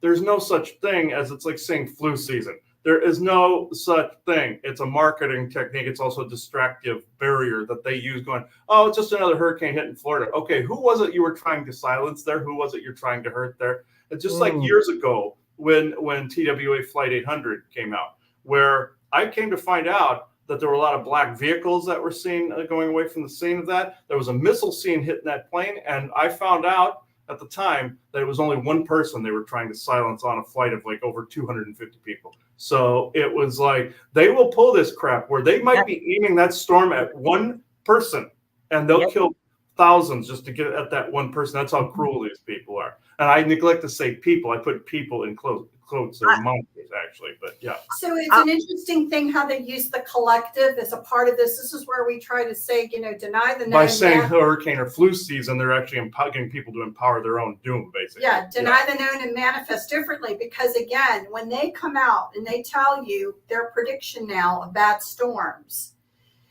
what do people do? Well, looks like we're going to have a bunch of bad storms, right? So you have to understand that how this stuff is set up, how the media and how everything is used to cast the spell, to get everybody to agree upon, to help also co-create some of this. Right. So the key to like they did with the scamdemic, same difference. Yeah. Right. So the key to some of this is about understanding how they do this, and then how they utilize society to co-create with them.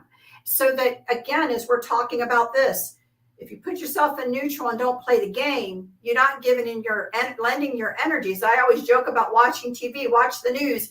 Nope, I don't agree with that. Nope, you're not getting my evidence for that. Nope, we're not going to war with Ukraine. Nope, we're not doing that. Nope. You know that you actually then are actively not agreeing with what's trying to play out, because it's a spell work to get the co-creation, because we are co-creative beings.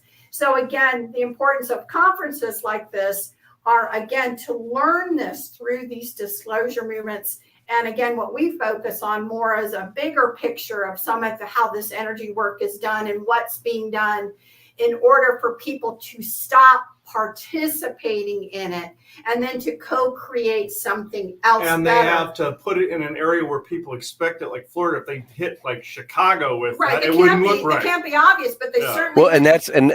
Well, they've already pushed that envelope with hurricanes like picking up speed from Florida all the way up into they're trying to make Georgia, it a common looking occurrence. Right. Yeah. North Carolina, and so they can hit other targets that aren't close to the oceans. So what they'll do is they'll push the envelope with this to try and make that look like a norm now.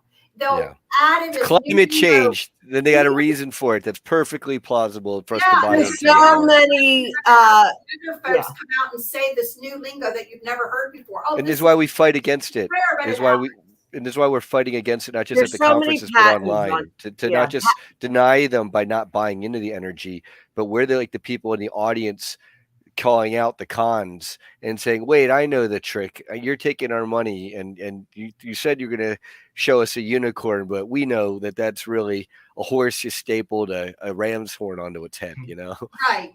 And then it's so sad, Joanna. There's so many people right now. I mean, I'm in contact with a lot of people that contact me.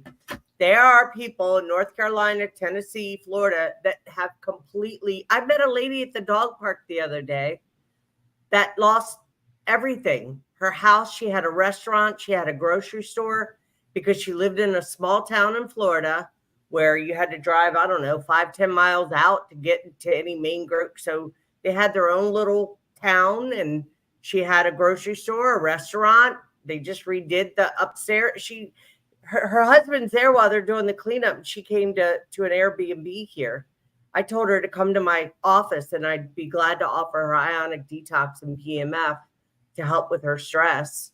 But just the look on her face was so, I just didn't know what to do. Say, how do you talk to somebody that's experienced, that has completely lost everything they own due to this? Oftentimes and the children and the babies. Why it's happening is because they're using this equipment to also cull people down and cull their businesses and their all of that's happening. That's exactly right. But this is when the best of humanity also shines. I wish I could say that the ones, whomever they are, up above, elitists, globalists, beyond that, whatever you want to call them, cared about regular people. They do not. No, they don't. There's no caring whatsoever. Mm-hmm. They care about, the lands. They care about their agreements with who they've now said can have part of that land. They care about these other things. But you are looking at, what they consider just kind of collateral damage. And, they don't even envision people as people. They're so far removed in the way, as you were speaking about the draconian types that are really so far gone, so are others, that they're so far gone in their lack of humanity now that they just literally look at it as like chess pieces on a chessboard, and they just went, whoop. Okay, now that land's available. Okay, now that's available. Okay, now this is available. They don't know. So the question. So some of them might even enjoy causing and inflicting. Almost Well, definitely. Of course they do, because all Sorry, the there's leaders not enough. Like they're Brian, we're talking psychopathic behavior. yeah, Psychopaths, they're evil. They do enjoy it. See, this is where people ask us, what is love? Some psychopaths, they do what they love. They love this. They want it as a part of their life. They hope they can reincarnate and do the same thing. They love it. The problem is, again, it's like when we started this back in 2017, I said, you have to think of us all in this tangled ball of yarn. It's all messed up. And we slowly have to pull out the threads. Of course, everybody wants it to stop instantaneously, but it's been going on for forever. This is Of not course it new. has. Killing humans, culling, doing all of this stuff, having a backdoor, people, again, my visions, people literally like dog in dog kennel cages, but they're human. This is all they know. They are naked. They are bred to be just killed off in their sacrifices. So, I mean, it's bad, but it's not new. What will be new is people becoming aware of it, people becoming the fact that they, again, will work on themselves and their personal co-creative skills to be able then to use their skills to push back and to say, no, I want this vision of the world. And for the ones coming up that we're going to hand the baton to, not more of this. We've done the toilet. We've circled it. We've gone down it. We've done it. We don't want to do it again. We want to have organic unity and to be respected out there. And Absolutely. you have to know the details of how it's all occurred so that you can deny the known, deny the teachings, deny the history, deny all of this to be able to organically bring up something where now we are now finally starting to push an agenda that we want because the numbers are on our side. Like we say, deny the known, manifest differently. Absolutely. Yeah. Deny the known and manifest differently. But people don't realize, right? Because then they don't know. Now, the good news about it is, again, there is a huge effect with multiple people getting together who know and who can then start projecting some of that, willfulness out. Also, again, like I was telling you before, it is hard for people to believe that everyone else out there is stupid, but they're not stupid. Our energies go out into the collective energy field. When we start changing and pushing out different types of energy, they feel it. It's on a subconscious level to them that they maybe will desire this and want to also add. So everyone adds to the collective consciousness. What some of these psyops do to people, it's all about separation. And right now, the separation is trying to happen a lot in the field that we all sit in, where you have, again, the people in the know and everybody else. The people that are here and it's when you see divisions like that starting to occur, it is a psyops. What we have to do is say, I'm going to reject that style and I'm going to actually go into more of what do we have in common. And most people around the world, whether they know it or not, it's just like we say about, the invention of the car. You know how many people invented the car at the same time? Because that collective energy went out and people could tap into it, whether they realized it or not. The not. butterfly effect causes to where this is why there's so many lawsuits where you have have somebody invent something and then somebody gets an idea over here and it's the same thing because it's through the energy. So for us, for what we feel we are called to do, that we want to, again, is we want these types of conversations about a bigger picture coming up to understand, again, as we did at the conference before, the history of us coming and how it's playing out right now. And we're talking a ton. How many years is that since our, basically incarnating into human skin suits here? And all of the drama that still is happening, wars that are still playing out amongst the galactics that were happening back then. They haven't stopped. So how does that all affect us and us moving forward? It first has to be 50% of it, as we always said, is awareness. When you are aware of something and now observing it, it will begin to change. And then, so the conversations are huge, first off. And then 25% is acting on it. And then the remaining 25% is the resolution period. So this is what we're all doing. It is hard when you finally see it, that of course, any decent human being would want it to end and end now. That is a decency, and who would want it to continue? The bad news is, and there's a lot of reason why, so that's a whole nother conversation as to why it can't happen, but so fast at a certain period of time. Well, sure. Everything that's being done now and moving again, why these conferences are so important, why these continued conversations that you guys want to make sure continue to happen throughout the year to keep it going and to allow for more people to hear this information is, again, but people don't believe in themselves yet enough to understand who they are and what they're capable of doing. Everyone's been fed a bunch of lies, including like these false savior lies. They think it has to come out of somebody else from up there or from other institutions or whatever, but it doesn't work that way. We win with the collectiveness saying this is now, kind of what we want. So these conversations that we're having, there are other small groups having conversations in other parts of the world and other parts of the United States. Mm-hmm. And as these little bubbles grow, those energies start to connect. So it feels hopeless at times and so upsetting, because I get upset a lot. My heart, it's just hard because I am a very caring person. So how can I not care what I'm seeing? But I also have to tampen that down because I know that the bigger picture of this, and it's a struggle, personal struggle that any decent human being is going to have with the emotions of seeing all this, and now you can't unsee it. That's right. But you have to find your way to a place and remember what are the goals and what is the mission? What am I trying to help humanity with? And focus on that. If your head will explode if all you do is watch the misery all the time, because you're a decent human being. So you have to focus on, for the one thing that has amazed me with our journey that we've had publicly, that we've had for these years. And this is, again, and it just goes back that we admit freely, we didn't know everything. We just started on a journey. We don't know everything now. We're just in a journey. And I will tell you that we did not know. We thought we knew, but we did not know the depths of it. Yeah, we did not know. And, we still ourselves get amazed. I hear us back there sometimes making a prediction of how these things are going to happen. And it did happen that way.